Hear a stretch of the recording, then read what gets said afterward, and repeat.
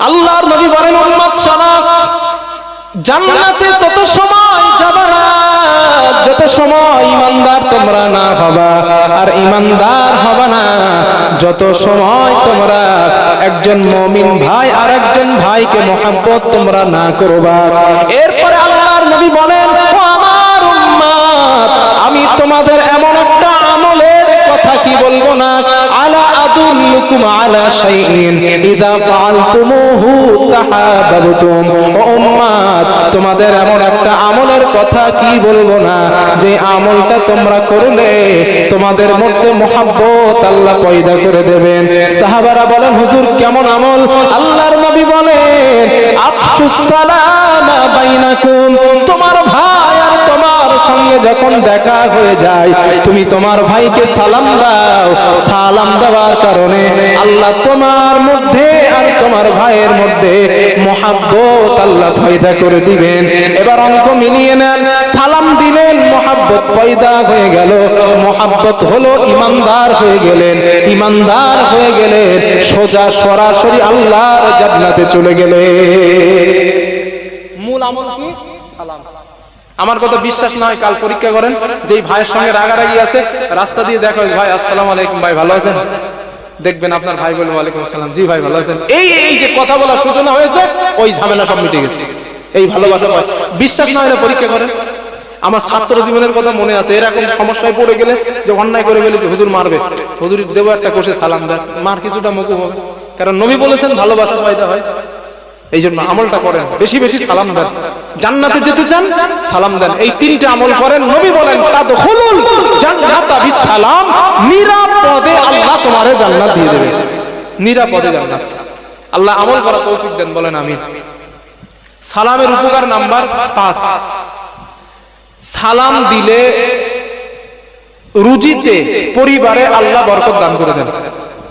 আকিবিল্লাহ কি বলছেন এটা? সালাম দিলে রুজিতে বরকত হয়? হ্যাঁ হ্যাঁ, সালাম দিলে রুজিতে বরকত হয়। হাদিস নেন, আল্লাহর নবীর সাহাবা আনাস ইবনে মালিক রাদিয়াল্লাহু তাআলা আনহু قال, নবীজির সাহাবা হযরত আনাস ইবনে মালিক রাদিয়াল্লাহু তাআলা আনহু বলেন, রাসূলুল্লাহ সাল্লাল্লাহু আলাইহি ওয়াসাল্লাম আমাকে উপদেশ দিয়েছেন, আনাস তুমি যখন তোমার বাড়িতে চলে যাবা, তোমার পরিবারের কাছে যাবা, যাবার পর সাল্লিম আলাইহিম, তুমি তোমার পরিবারকে সালাম দিবা। কেন দিবা জানো? ইয়াকুন বারাকাতান আলাইকা ওয়া আলা আহলিকা। তুমি যদি তোমার পরিবারকে সালাম দাও, সালাম দেওয়ার কারণে আমার আল্লাহ তোমার পরিবারের উপরে বরকত নাজিল করে দিবে, এবং আল্লাহ তোমার রুজির মধ্যে বরকত দিয়ে দিবে। আগে শুনিয়েছি কোন সাহাবার অনুসরণ করলে জান্নাত। এখন আনাস ইবনে মালিকের অনুসরণ করে বাড়িতে গিয়ে আজ সিদ্ধান্ত নেন, এই জলসা থেকে বাড়ি যাবেন, বাড়ি গিয়ে পরিবারে যারা থাকবে ওদের সালাম দেবেন। বলেন ইনশাআল্লাহ, সবাই বলেন ইনশাআল্লাহ। আব্বা মা আছে, বিবিরা আছে, ভাই বোন আছে, ঘরের দরজায় নক করলেন, নক করে বললেন আসসালামু আলাইকুম, সালাম দিলেন। সালাম দেন, নবীর কথা বিশ্বাস করেন দাদাজি, নবী বলেছে মানে 100% আপনার রুজিতে আল্লাহ বরকত নাজিল করবেন, 100%। নবী না বললে আমি বলতাম না, রাসূল বলেছেন তাই বলছি, আল্লাহ বরকত দেবেন। তবে এখানে আর একটা কথা বলে দেই, হয়তো আমরা তো একটু আবেগী মুসলমান, বাড়ি গিয়ে হয়তো আবেগী ভাব নিয়ে বসে থাকবো। 2 বছরের বাচ্চা কারোর বাড়িতে আছে, এখন বিবি খুব কষ্ট করে এই গরমের মধ্যে বাচ্চাটাকে ঘুম পাড়িয়েছে, এখন হয়তো আবেগে বিবিকে বলছে, বিবি আসসালামু আলাইকুম, জলসা সঙ্গে আসছি। এখন এই 2 বছরের বাচ্চা ঘুম পাড়িয়েছিল, বিবি বাচ্চার গেছে ঘুম ভেঙে, তুমি আর সালাম খুঁজে পাওনি। আমি বাচ্চাটারে কত কষ্ট করে সবে মাত্র ঘুমালো, আর তোমার সালামের কারণে বাচ্চার ঘুম ভেঙে গেছে। এরকম আবেগে ভাবে চলা যাবে না। কিভাবে সালাম দিবেন বাড়িতে গিয়ে, আরেকটা হাদিস শোনেন, নবী শেখাচ্ছেন বাড়ি গিয়ে তুমি কিভাবে সালাম দিবা। আচ্ছা, আমি যেভাবে চাচ্ছি হাদিস বলছি, বুঝতে পারছেন তো ভাই ইনশাআল্লাহ? না, আল্লাহর নবীর সাহাবা আনিল মিকদাম রাদিয়াল্লাহু তাআলা আনহু قال, নবীজির সাহাবা হযরত মিকদাম রাদিয়াল্লাহু তাআলা আনহু বর্ণনা, তিনি বলেন, আকাবালতু আনা ওয়ার রাজুলানি ওয়াস সাহিবানি লি। হযরত মিকদাম রাদিয়াল্লাহু তাআলা আনহু বলেন, আমি এবং আমার 2 জন সাথী, টোটাল আমরা 3 জন মদিনার উদ্দেশ্যে আমরা রওনা হলাম। আমরা চলতে আরম্ভ করলাম, মরুভূমির চলা আরম্ভ করলাম, আমরা চলতে চলতে যাহাবান আসমাউনা ওয়া আবসারুনা মিনাল জাহাদি, আমরা ক্ষুধার্ত হয়ে গেলাম, এত পরিমাণে ক্ষুধার্ত আমরা হয়ে গেলাম, ক্ষুধার কারণে আমাদের কানের অবস্থা ভালো না, আমাদের চোখের অবস্থা ভালো না, এত পরিমাণে ক্ষুধা আমাদের লাগলো। হযরতে মিকদাম রাদিয়াল্লাহু তাআলা আনহু বলেন, জাআলনা নারিদু আনফুসানা আলা আসহাবিন নবী সাল্লাল্লাহু আলাইহি ওয়াসাল্লাম, আমরা আল্লাহর নবীর কিছু সাহাবাদের কাছে গেলাম, ওই সাহাবাদের কাছে যাওয়ার পর সাহাবাদের বললাম, ও নবীর সাহাবারা, আপনারা আমাদেরকে দুটো খাবার দেন, ক্ষুধার কারণে আমাদের চোখের অবস্থা ভালো না, আমাদের কানের অবস্থা ভালো না, আপনারা আমাদেরকে দুটো খাবার দেন। হযরতে মিকদাম বলেন, নবীর সাহাবারা আমাদের খাবার দিতে অস্বীকার করলেন, কারণ তাদের নিজেদেরই পেটে খাবার নাই। কেমনে তারা খাবার দিবে? 3টা দিন তারা নিজেরাই ক্ষুধার্ত। হযরতে মিকদাম রাদিয়াল্লাহু তাআলা আনহু বলেন, আমরা চিন্তা করলাম না না, আল্লাহর হাবিবের কাছে যাওয়া দরকার। ফাতাইনান নবী সাল্লাল্লাহু আলাইহি ওয়াসাল্লাম, আমরা আল্লাহর নবীর কাছে চলে গেলাম। নবীজির কাছে যাওয়ার পর নবীকে বললাম, হুজুর আমরা নিজেরা অনেকটাই ক্ষুধার্ত, আপনি আমাদেরকে দুটো খাবার দেন। হযরতে মিকদাম বলেন, ফাআতা বিনা আহলাহা, আল্লাহর হাবিব আমাদেরকে নিজের পরিবারের কাছে নিয়ে গেলেন, নিজের গার্জেন বা ঘরে বাড়িতে উনি নিয়ে গেলেন। আল্লাহর হাবিব নিয়ে যাওয়ার পর ফাইদা সালাসাতু আলুস, আল্লাহর নবী 3টা বকরি আমাদেরকে দেখালেন, আর বললেন, আমার সাহাবারা যাও, ওই 3টা বকরি তোমরা দুধ দহন করবা। ইয়াশরাবুনা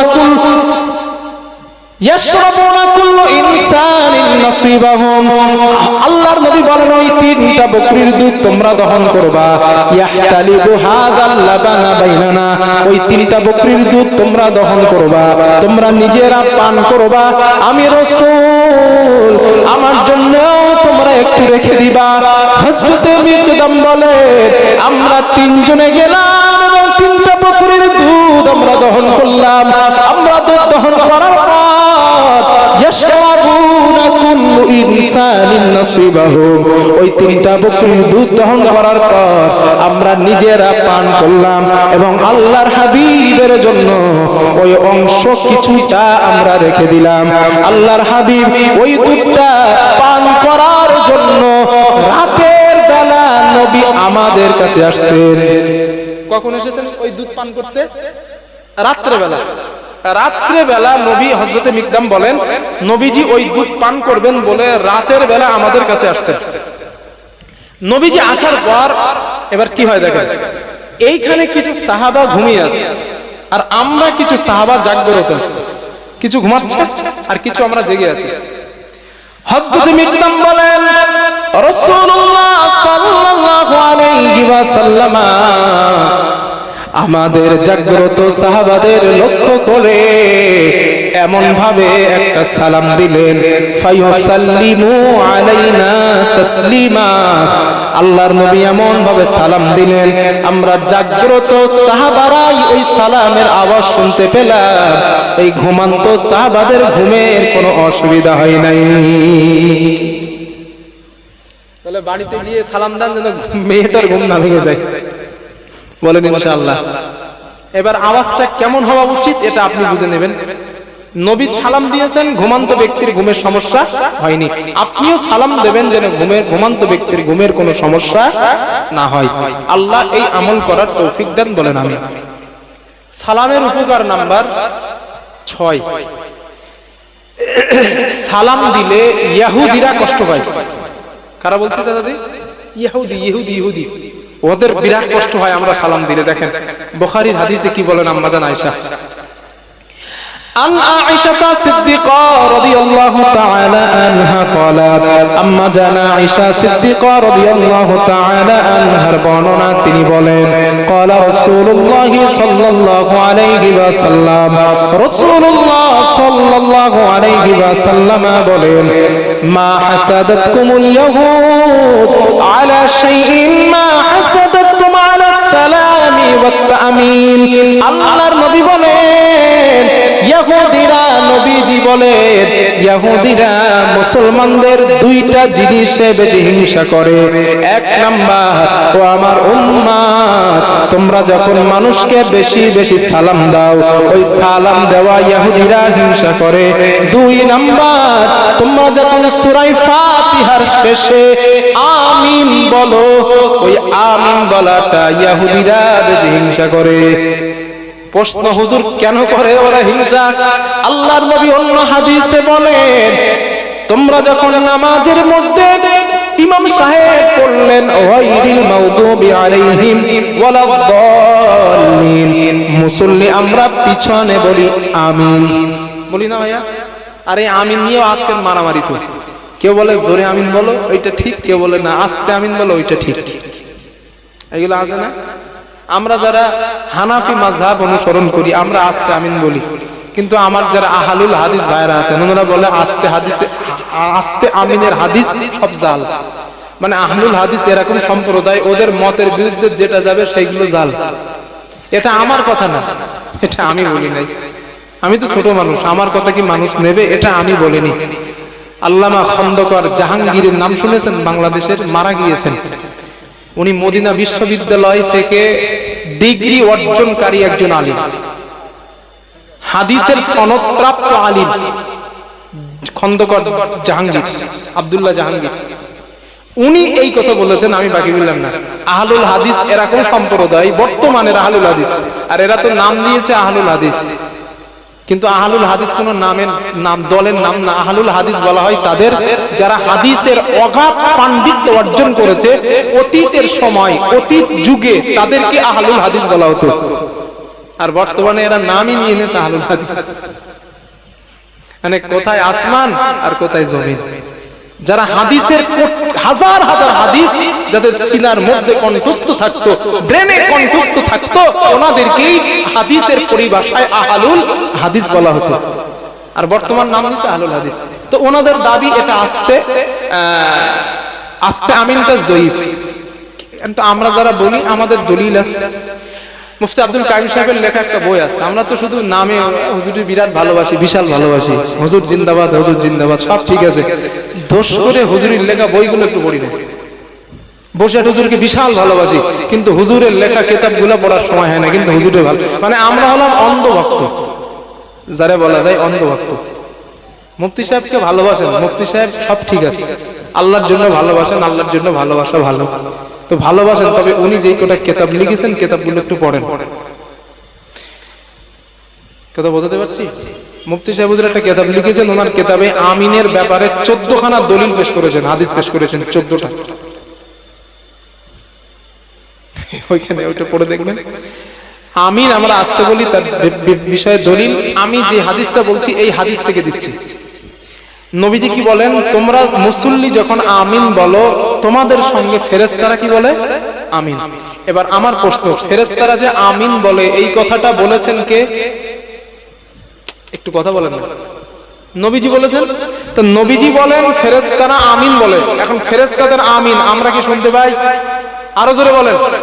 আমিন শোনা যায় কখন? যখন জোরে বলা হয়। এখন ফেরেশতারা, প্রশ্ন হবে হুজুর তাহলে ফেরেশতারা আসমান থেকে বলে এই জন্য আমরা শুনতে পাই না, এটা আপনি প্রশ্ন করতে পারেন। তাহলে আস্তে বলা হয় কাকে? যেই জিনিস শোনা যায় না ওটাকে কি বলা হয়? আস্তে। আর যেটা শোনা যায় সে দূরে হোক আর কাছে হোক, শোনা গেলে আস্তে, আর শোনা না গেলে, এই শোনা গেলে জোরে আর শোনা না গেলে আস্তে। এখন ফেরেশতাদের ব্যাপারে নবী বলেন ওরা আমিন বলেন, আমরা শুনি না। এটার অর্থ কি দাঁড়ায়? ওনারা আস্তে বলেন, আমরা কি বলি? আমরা আস্তে বলি। আহলুল হাদিস ভাইদের দাবি এই হাদিস জাল, কারণ ওটা ওদের মতের বিরুদ্ধে। আমার বন্ধুগণ, নবীজি বলেন তোমরা যখন আমিন বলো ফেরেশতারাও তোমাদের সঙ্গে আমিন বলেন।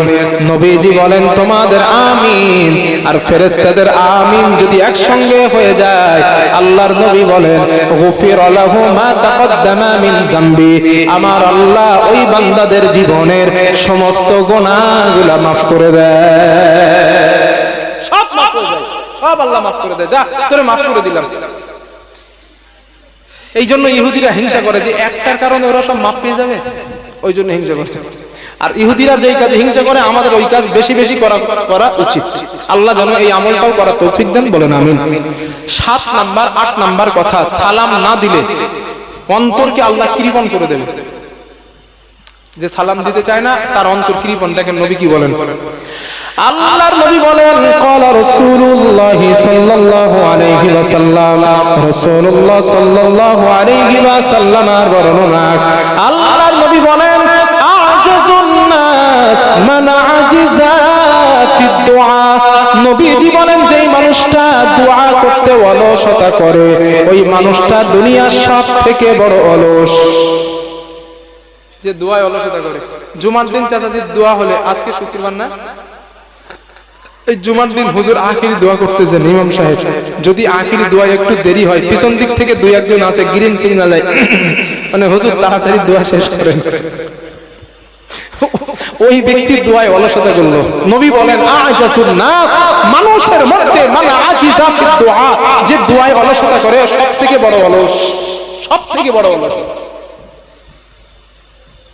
আমার দুই একজন আছে দেখবেন হাত তুলে আল্লাহ আল্লাহ বলে এরকম করে, রুটি বেলায় আর নেই, মানে শুধু বাকায় আল্লাহ আল্লাহ। এই ব্যক্তি সব থেকে বড় অলস। এইগুলা কেন করে না? আমাদের যে দোয়া কবুল হয় না, এই কবুল না হবার পিছনে কারণ হচ্ছে এইগুলো, আমরা দোয়া আল্লাহর কাছে করতে জানি না। দোয়া না করতে পারার কারণে আমাদের এই অবস্থা। আল্লাহর হাবিবের জীবন থেকে দেখেন, নবী যে যখনই দোয়া করতেন, সাহাবায়ে কেরাম যখনই দোয়া করতেন, নবীজির হাত কখনো সিনার উপরে উঠেছে, কখনো হাত নিচেই, অধিকাংশ সময় নিচেই থাকতো হাত। রাসূল সাল্লাল্লাহু আলাইহি সাল্লাম ভিক্ষুকের মতো হাত দুটো এমন করতেন। আপনি কারোর কাছে কিছু চাইবেন, আপনি এরকম চান, ভাই কিছু দেন, ভাই কিছু দেন, আপনি কি বলেন, ভাই আর 10 টাকা দেন, এরকম করুন, ভাই 10 টাকা। হাত পাতার অর্থ কিছু নেওয়া। তো আল্লাহর কাছে চাচ্ছি হাত পেতে, মাবুদ আমার টাকা নাই, টাকা দাও, মেয়ের বিয়ে হচ্ছে না, বিয়ের ব্যবস্থা করে দাও, আমি অসুস্থ, মাবুদ অসুস্থ আছে, ফিরিয়ে দাও, আমার অসুস্থ সুস্থ করে দাও। এই যে চাওয়ার জন্য আপনি রুটি বেলাইতে বেলাইতে আল্লাহর কাছে চাইছেন, আল্লাহ কেন কবুল করবেন? এই হীনমন্যতা কেন আমাদের, কেন আসে এগুলো? আপনি প্রধান সাহেবের কাছে একটা সই আনতে গিয়েছেন, গিয়ে প্রধান সাহেবকে কি বলেন, প্রধান সাহেব আমার ছেলেটা বাইরে যাবে, একটা সার্টিফিকেট, একটা সই দেন। কত বিনয়ের সঙ্গে বলি বলেন দেন।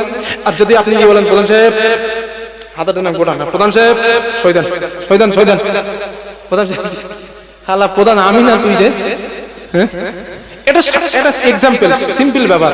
একটা দুনিয়ার সাধারণ প্রধানের কাছ থেকে সই নেওয়ার জন্য কত বিনয়ী মত আমরা প্রকাশ করি, আর আল্লাহর কাছ থেকে কিছু নেব তখন রুটি বেলাইতে বেলাইতে আল্লাহরে বলছে, আল্লাহ ওইটা দাও। আল্লাহ বলে কেন দেবো, তোর মনই তো ঠিক নাই। দোয়া চাইতে পারি না বলে দোয়া কবুল হয় না। আরেকটা বুখারীর হাদিস শোনাই আপনাদের, যেহেতু কথাটা বলে ফেলেছি, আরেকটা বুখারীর হাদিস শোনেন। দোয়া কিভাবে চাবেন আল্লাহর কাছে, চাইলে কবুল হবে। দেখেন, এই যে আজ বৃষ্টি হচ্ছে না, এই বৃষ্টির জন্য আম্মা জান আয়েশা রাদিয়াল্লাহু আনহা থেকে বর্ণিত একটা হাদিস আছে, যে হাদিসে নবী শেখাচ্ছেন দোয়া কিভাবে করবা। عن عائشة الصديقة رضي الله تعالى عنها قالت, আম্মা জান আয়েশা সিদ্দিকা রাদিয়াল্লাহু তাআলা আনহার বর্ণনা, তিনি বলেন শাকান নাসু ইলা রাসূলিল্লাহি সাল্লাল্লাহু আলাইহি ওয়াসাল্লাম কুহুতাল মাতার। আল্লাহ রাসূল সাল্লাল্লাহু আলাইহি ওয়াসাল্লামের কাছে একদল লোক আসলেন, একদল সাহাবা আসলেন। আসার পরে বললেন ইয়া রাসূলুল্লাহ, ওয়ানা বৃষ্টির কারণে আমরা কষ্ট পাই, আপনি আল্লাহর কাছে বৃষ্টির জন্য দোয়া করেন। আম্মা জান আয়েশা বলেন রাসূলুল্লাহ সাল্লাল্লাহু আলাইহি ওয়াসাল্লাম ফাখরাজা ফাআমারা রাসূলুল্লাহ সাল্লাল্লাহু আলাইহি ওয়াসাল্লাম বিল মিম্বার। আল্লাহর নবী বলেন, আমার সাহাবারা তোমরা চলে যাও এবং একটা মিম্বার তোমরা বানাও। ওয়াদান নাস ইয়াওমান ইখরাজুনা ফিহি, তোমরা আগামী কাল ঈদগাহের মধ্যে চলে আসবা। ঈদগাহের মধ্যে আসার পর তোমরা ওই মিম্বারটা আনবা এবং তোমরা আসবা। আম্মা জান আয়েশা বলেন ফাখরাজা রাসূলুল্লাহ সাল্লাল্লাহু আলাইহি ওয়াসাল্লাম হিনা বাদা হাদিব শামসি। পরের দিন সকালবেলা সূর্যটা উদিত হবার পর আল্লাহর নবী ঈদগাহের মধ্যে চলে গেলেন। নবীজি যাবার পর কাদা আলাল মিম্বার, আল্লাহর নবী মিম্বারে উঠে বসলেন। ফাহামিদাল্লাহ, আল্লাহর নবী আল্লাহর প্রশংসা করলেন। ওয়া খাতাবা, আল্লাহর নবী একটা ভাষণ দিলেন আর সাহাবাদের বললেন, ও আমার সাহাবারা, তোমরা আমার কাছে অভিযোগ করেছো, ওয়ানা বৃষ্টির কারণে তোমরা কষ্ট পাও, তোমাদের ঘর বাড়ির অবস্থা ভালো না, তোমাদের ফসল ফলাদের অবস্থা ভালো না, ও আমার সাহাবারা, ওয়াকাদ আমারাকুমুল্লাহু আন তাদউহু, আল্লাহ তোমাদের আদেশ করেছেন তোমরা আল্লাহর কাছে চাও, আল্লাহ তোমাদের প্রার্থনাকে কবুল করে নেবেন। এই কথা নবী বলার পর আম্মা জান আয়েশা বলেন, আল্লাহর নবী ফারাফা ইয়াদাইহি, দুই হাত আকাশের দিকে উঁচা করলেন। নবী হাত উঠাইছেন, নবীজি হাত ওঠানোর পর আল্লাহর নবী দোয়া করলেন, আলহামদুলিল্লাহি রাব্বিল আলামিন। হাত ওঠানোর পরে নবী কি বলছে এই জায়গাটা একটু শুনেন। নবীজি বললেন, আলহামদুলিল্লাহি রাব্বিল আলামিন আর রহমানির রহিম মালিক ইয়াউমিদ্দিন। আল্লাহর নবী তিনটা বাক্য বললেন, এরপরে বললেন, লা ইলাহা ইল্লাল্লাহ আল্লাহুম্মা আনতাল্লাহ, আল্লাহ তুমি ছাড়া কোনো ইলাহ নাই, তুমি তো আল্লাহ, লা ইলাহা ইল্লা আনতাল গনি ওয়া নাহনুল ফুকারা, আল্লাহ তুমি হলে ধনী, আমরা হলাম গরীব।